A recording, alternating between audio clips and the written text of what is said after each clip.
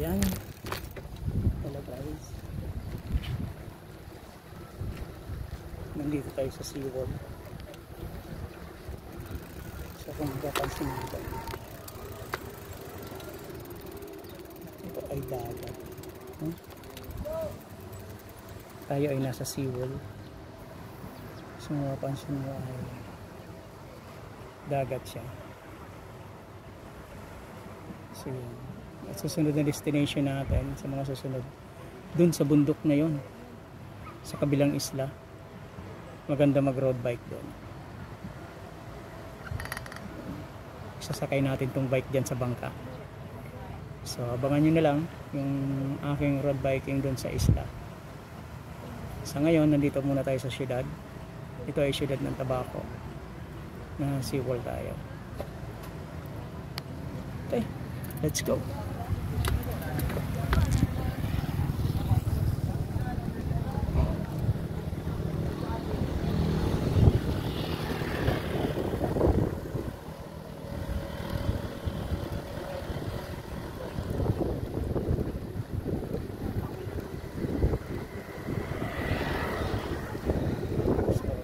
Yan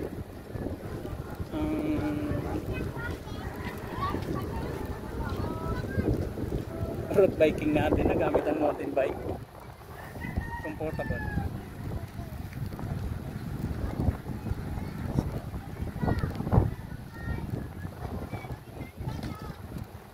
Ganda pala rito. First time makarating dito, maganda pala.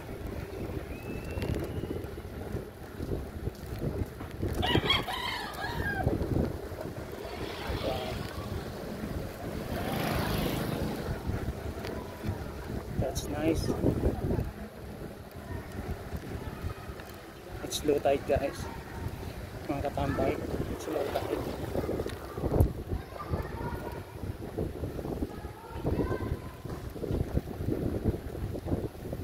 So ayan.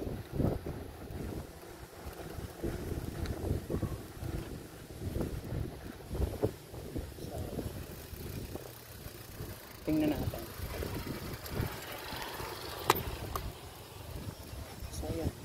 Low tide siya.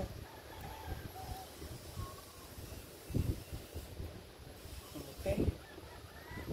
So yun ang pupuntahan natin na isla sa mga susunod na rides natin. Okay, mga katambike, let's go tambike into other places again.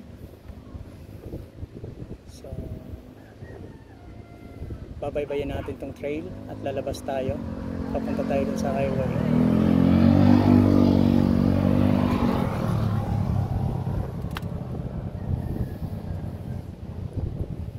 Ayan guys, sarap ng hangin, sarap ng hangin guys sa tabi ng dagat. So napakaswerte itong lugar na to, dahil pwede kang magpahinga sa tabing dagat. Kahit mainit, napakasarap.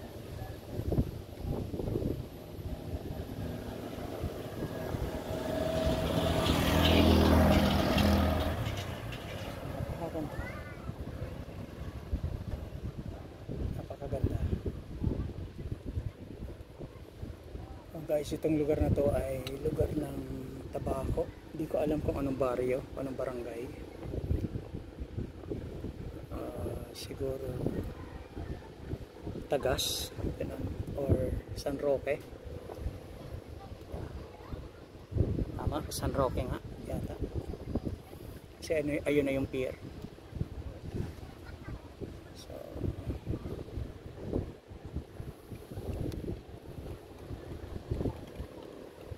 ayan guys. So napakaganda ng tanawin. So pwede ko kayong itur sa tanawin niya, sa tanawin. Tutur ko kayo kung ano yung nakikita ko. Kung nakikita ko, ipapakita ko sa inyo. Ayan guys. Ayan guys.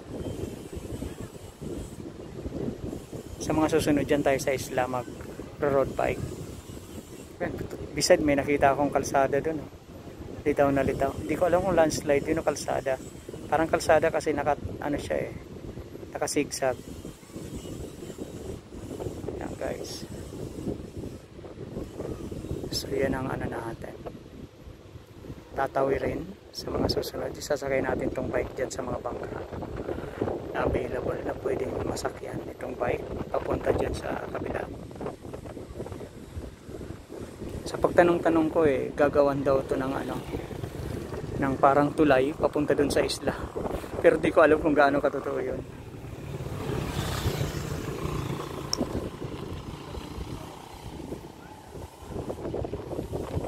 So ayan guys, yan ang nakikita mo.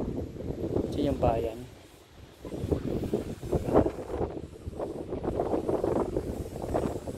Okay guys, parang napasarap yung ano ko rito guys ha. Kasi presko eh. Presko yung hangin. Titingnan naman natin dun sa unahan kung ano yung nandun sa unahan.